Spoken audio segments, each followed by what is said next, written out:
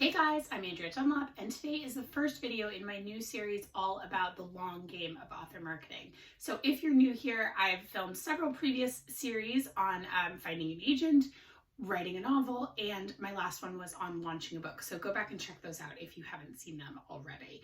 So today I'm really excited to dive into this topic. So this is going to be your big picture marketing, stuff that you're going to do all the time, including in between books. And I'm really excited about this topic because I think this is one of the biggest things that you actually have some control over in your author career, other than, of course, the writing part. And so today I just want to introduce the topic, kind of give you guys some ideas about how to frame your ongoing marketing efforts. Okay, I'm going to start off by debunking a fantasy that many of us are pretty attached to, and that's of the writer in the garret. And I don't know why a garret. You never hear that term garret except for a writer being in one. So that's how you know it's a fantasy. But anyway, this is kind of the idea that you're going to write your books in solitude and put them out into the world, and that's your complete job as an author.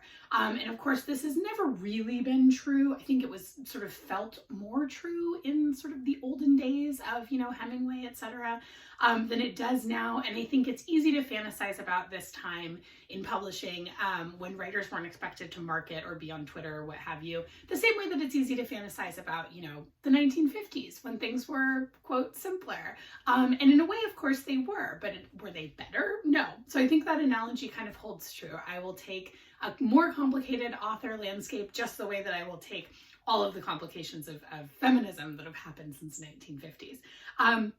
So I think, now really you have so many tools at your disposal to be able to build an audience on your own. And I think that overall, this is a really positive thing. It gives you some modicum of control over your career, which really authors didn't have very recently.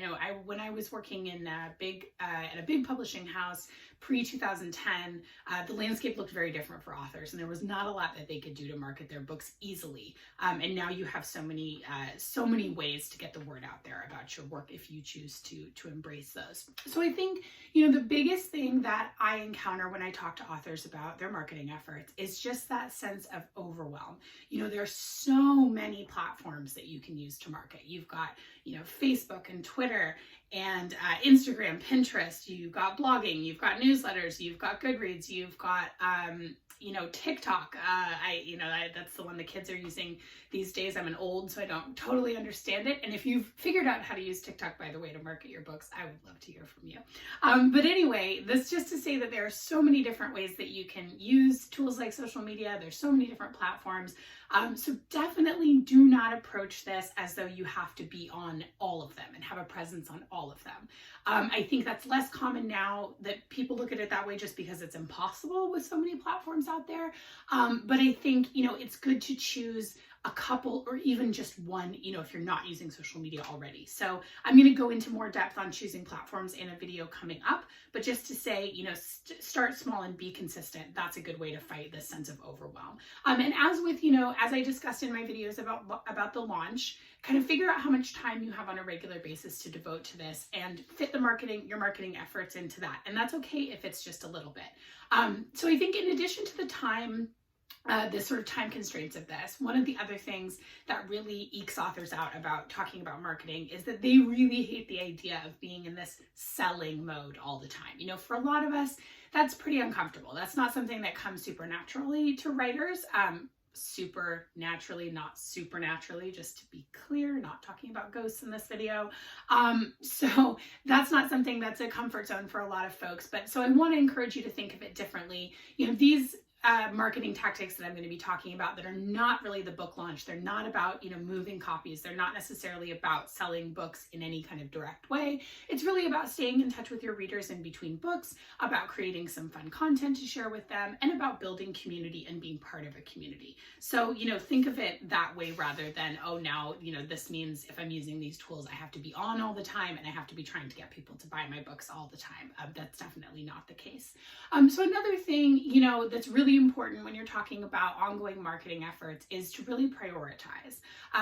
Writing should always come first. Writing your books is the most important thing that you are going to do. I do think that it's really wise to set aside some time and effort and resources to market in an ongoing way, but it should be fit in the margins around your writing. And of course, for most of us, writing is something that, can already be sort of in the margins of a day job, family obligations, whatever else you have going on. But think about this like exercise. A little bit every day is much better than nothing, and it can really get you a lot of good payback.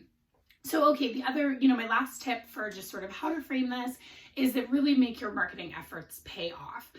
Use these tools to build community and genuine relationships. Again, it's not about selling. It's not about, pushing your books on people constantly. It's really about getting out there and connecting with readers, connecting with other authors, connecting with folks who are passionate about books. And that's what makes these platforms fun. And I think the best thing that you can do in terms of your ongoing social media strategy is to choose platforms that you like. So I'm going to again talk more about platforms in an upcoming video.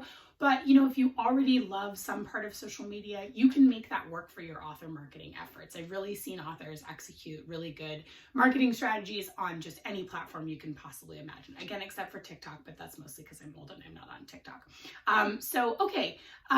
Just one last note that of course these platforms, there is a big downside. They can be very distracting. They can be kind of demoralizing. So definitely, experiment, see what makes you feel good. And, we'll talk in a future video too about ways to sort of schedule and plan ahead so that these things don't take over your life. Okay, so next video, I'm going to be talking about some considerations when you're building your author brand.